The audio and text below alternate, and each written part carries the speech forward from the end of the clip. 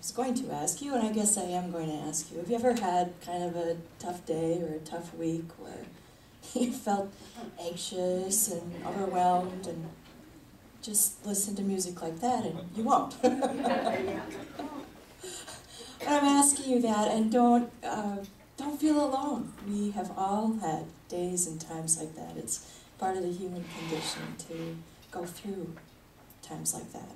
And I'm bringing it up because I had a day like that just this last week, where I felt overwhelmed and small and insignificant and just overwhelmed. I couldn't find the answers that I wanted or the direction that I needed, and I got kind of irritable, kind of cranky, and then this little question, I started to wonder, how in the world am I going to write a Sunday message when I feel like this?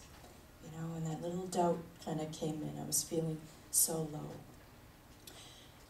I did turn it around. The next day I went for a walk with a friend, a really dear friend of mine, and I told her about that tough day that I had. And she listened and empathized, and then she joked around a little bit with me. She could relate to what I was saying, and she said, you know, sometimes I feel like a speck. And then I remind myself, I'm not just a speck. I'm a whole, complete, powerful dot. It made me laugh too. What healing power there is in laughter, huh? But then my friend asked me how I got out of that low spot, and she said, you know, that's the kind of message I would like to hear on a Sunday morning. So maybe you'd like to hear about that too. So here's my answer. That day, I just wasn't making the connections. I wasn't feeling inspired about how the message was coming together, and there were so many other things competing for my attention. I just felt overwhelmed and uninspired. So I decided, what a great decision this was, to write the meditation first.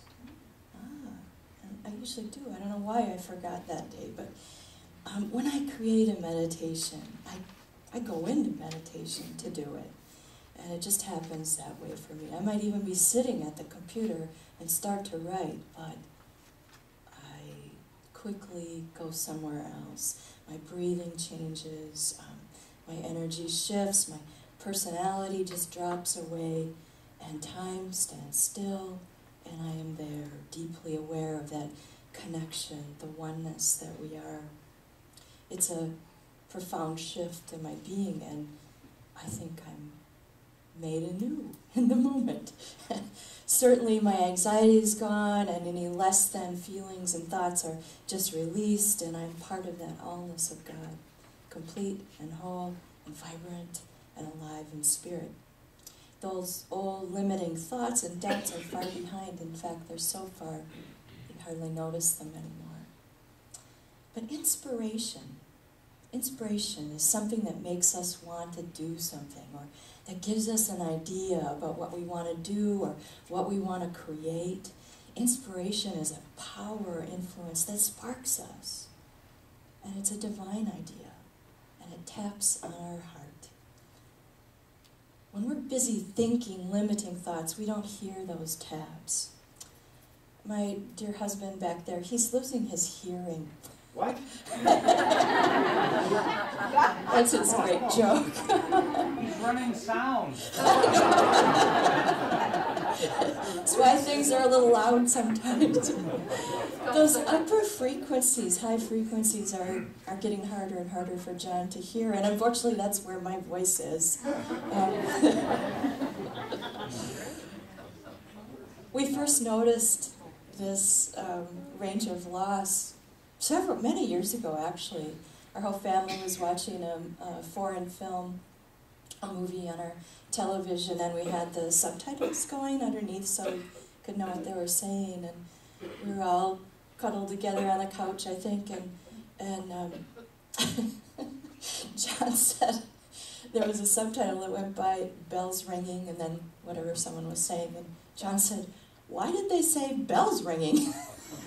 And Nick and Ben and I looked at each other and then looked at him like we thought he was joking, you know, because Those bells were clear as a bell to us, but not to John. He couldn't hear that.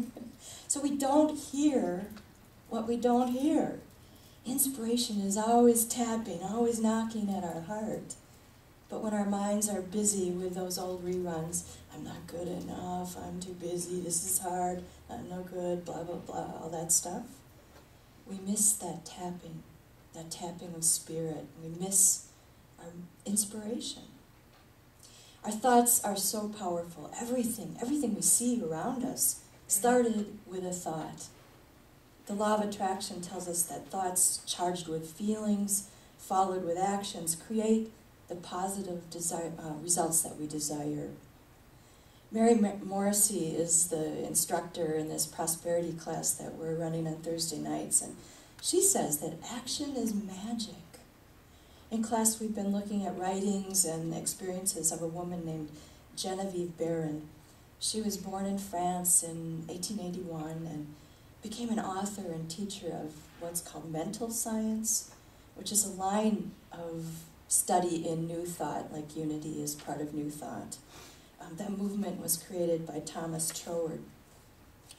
She lived at the same time as the Fillmores, our co-founders.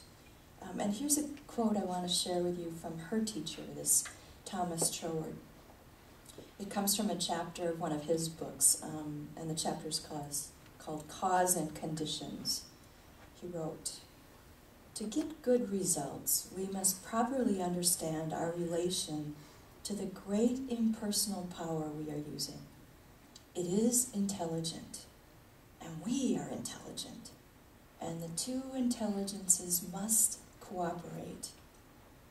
We must not fly in the face of the law, expecting it to do for us what it can only do through us." Mary says action is magic. Action is the act of will, something done, performed, a deed. Action is the accomplishment of a thing, usually over time and in stages and possibly with repetition. So Genevieve says, well, she advises us, and we've been learning this in the class, to take action quickly, calmly, and confidently. She says that to truly fulfill her part in co-creating with the divine intelligence, she must turn over every stone and do whatever she thinks of and feels led to do.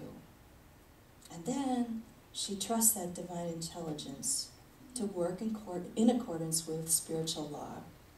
So you do what you can, and then you let go.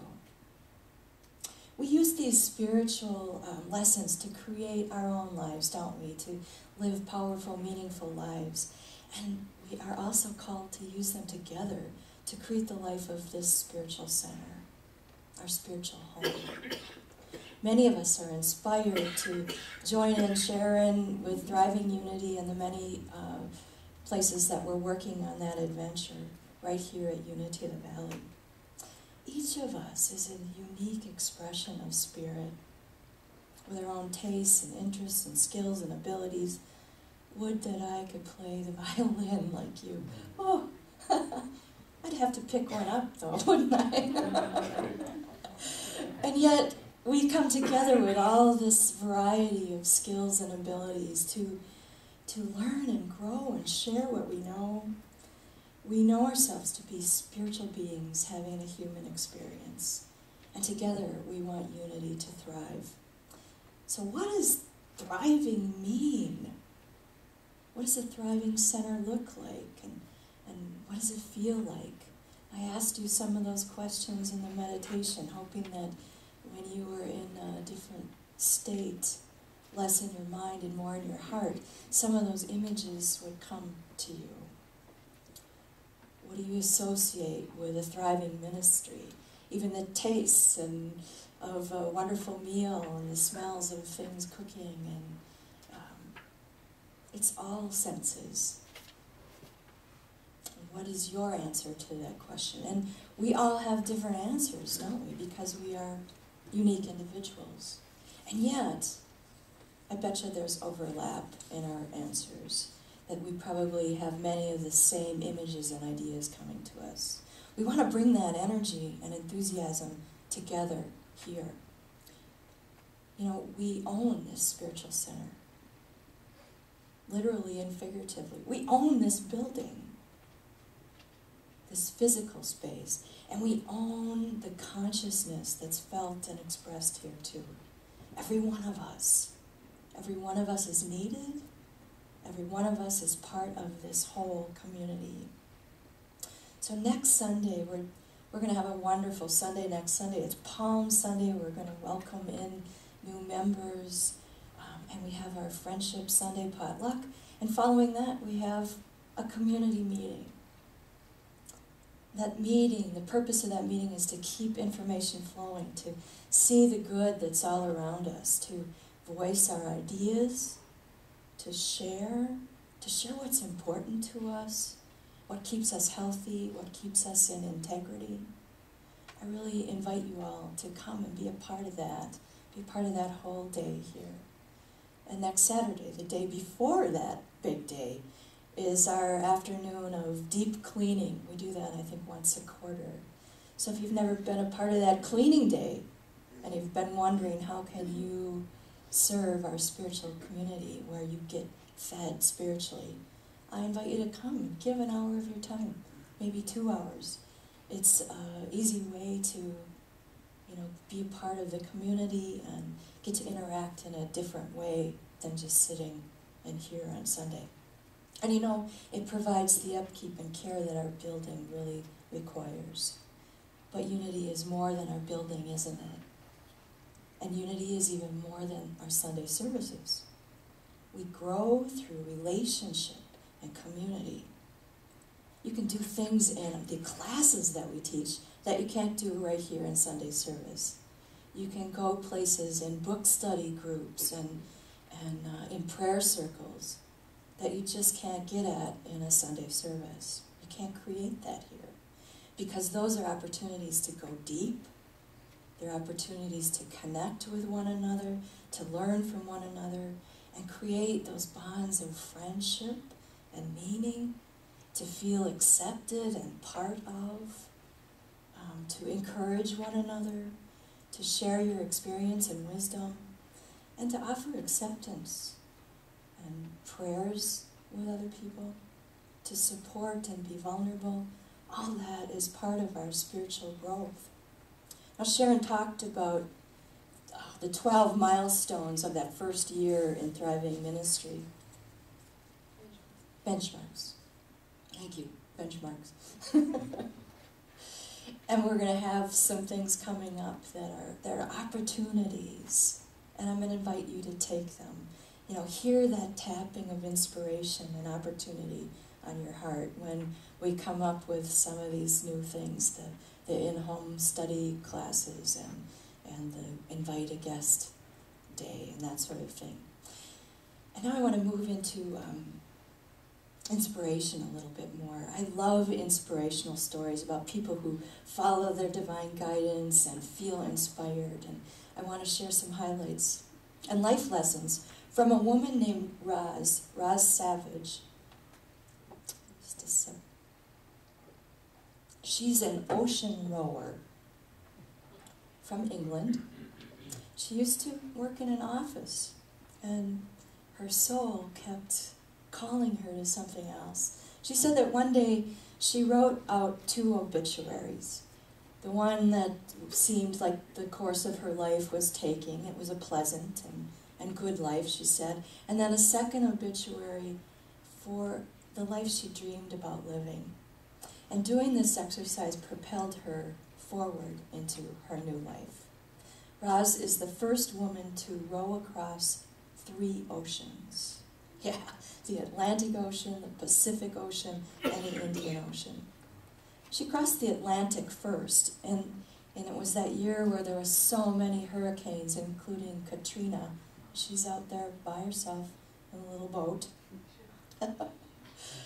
When she crossed the Pacific, she did it in 3 parts, divided up the trip, because, the Pacific Ocean is the biggest ocean, right? It's like 1/3 to a half of the surface area of our planet. I think she said to row across it is about 8,000 miles. So this first leg of her journey, she rode from San Francisco to Hawaii, in 2008. And here are some interesting statistics about that one leg of the journey. And I got this from her website. Miles rode, 2,323. Oar strokes, about 1 million. Time alone at sea, 99 days, 8 hours, 55 minutes.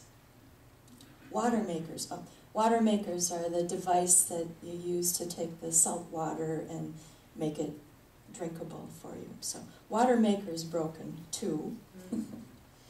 Lara bars, now they're like an energy bar. They're made with fruit and nuts. So Lara bars consumed 336. Average hours of rowing per day, 11. Pounds lost, 25. Audiobooks listened to, 62. Pretty incredible journey, huh? You can read about Roz on her website and watch her on YouTube. She's really inspirational, and she spouts out wisdom like stop drifting and start rowing. Or one stroke at a time gets you where you want to go. She holds 4 world records for ocean rowing. Can you imagine going out in a little boat in the ocean, all by yourself, having to row yourself, that's the power, for months alone? What a spiritual journey that is. You'd be so challenged and stretched physically, mentally, emotionally, and spiritually. I watched a little YouTube video of her. It was a clip of her, she's got a camera mounted somewhere on her boat that was videoing this. She was in a storm, and I think it was in the Atlantic Ocean on that lake, maybe. She was in a storm, and somehow her anchor had caught hold, and she just couldn't get it loose, so it was malfunctioning. And she decided she needed to cut it loose and be anchorless. So she was stretched over the bow of her boat, with a knife trying to saw at this rope, and bloop, she went overboard in these big waves. And you're watching that and just thinking, oh. And then she struggles, and you see her get back up, and she's climbing back up on board with a knife in her teeth, just like Tarzan, And then in her beautiful accent, British accent, she said, big waves, there were sharks out there, and I was quite scared. I want to share some of her insights about the meaning of life. And she wrote this while she was, I think, in the Atlantic Ocean. And this appeared in the Sunday Times it's a newspaper in the United Kingdom. So this ran in April 2006. The whole article is called I Am What I Am. Reminds me of Sean's song.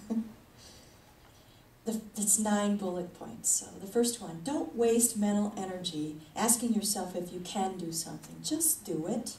You'll surprise yourself. I did. It's the same message we heard. Take action quickly, calmly, confidently. Her second point, be clear about your objectives. Ignore others, stay true to yourself, and measure success only against your own criteria. I was last to finish that race. Big deal. I went out there to learn about myself, and I did. Know thyself. Be true to yourself. Her third point, the only constant in life is change. Don't get depressed by the bad times, and don't get overexcited by the good ones. Accept that things are exactly as they are, and even bad times have something to teach us. That is so unity, isn't it? To look for the lesson, to look for the good. The fourth point, life can be magical, but magic only gets you so far. Then you need discipline, determination, and dedication to see it through. When I read that one, I think of the 12 powers, the power of strength, the power to focus and hold the course. Her fifth point is, hope can hurt. The danger is that you hope for too much and set yourself up for disappointment. Be optimistic but realistic. Nothing is ever as good or as bad as you expect it to be. My comment about that is that to stay rooted in truth, to ground yourself in higher self, your higher power. You're flexible and not attached to outcome. Her sixth point, be mindful. Oh, I love this one. In fact, I know I talked about this here probably 5 years ago. Be mindful of the link between present action and desired future outcome. Ask yourself this: if I repeat today's actions 365 times, will I be where I want to be in a year? Isn't that powerful? Her seventh point, decision making. Act in faith, not fear, and don't worry about making the wrong decision. The way you implement is more important than the decision itself. How true that is. We can always make course corrections. Just get moving and listen to the feedback from the universe and change direction if you need to. Move forward in faith. And number 8, she says, be your own best friend. The more you rely on other people, the less control you have over your own destiny. I agree with be your own best friend, and also take that further to be in alignment with your Christ nature, the divine within you. Let that light run the show. Her final point, the 9th one, is be proud of your own obituary. A few years ago, I wrote 2 versions of my obituary, the one I wanted and the one I was heading for. They were very different. I realized I needed to make some big changes if I was going to look back and be proud of my life. I'm making those changes, and now I have a life worth living. She's rowing. She's very active in environmental causes. She's a speaker and a writer, and she's living the life of her dreams, and it's wonderful. She's shared with all of us powerful insights and inspiration. Inspiration and great ideas don't mean much until we follow up with action. Will the actions I take today create the future that I want and desire? And I'm asking you that question individually and as a community for our spiritual center. I know I've quoted Roz a lot today, but I want to close with one last quote from her that I found on the website. Remember how I started out this morning telling you about this walk with my friend, and she shared that I was more than a speck. She said I was a full-fledged dot. Yeah. Well, here's a beautiful piece from Roz that she wrote while she's out in her boat on the ocean. So far from the nearest light pollution, the stars sparkled across the night sky like a jewel-encrusted cape. The Milky Way swooped diagonally across the heavens, reminding me of my utter insignificance and, at the same time, my complete interconnection with everything. I was just a tiny speck of consciousness, and yet I was consciousness itself, omnipresent and omnipotent. We are specks, we're specks of consciousness, and we are consciousness itself. We are waves in this infinite ocean of spirit. Each of us is inspired. Each of us is tapped on the heart by spirit every day, every moment of our lives. So listen. Listen for that tapping, for that guidance, for that inspiration, and then take action. The divine light within me honors the divine light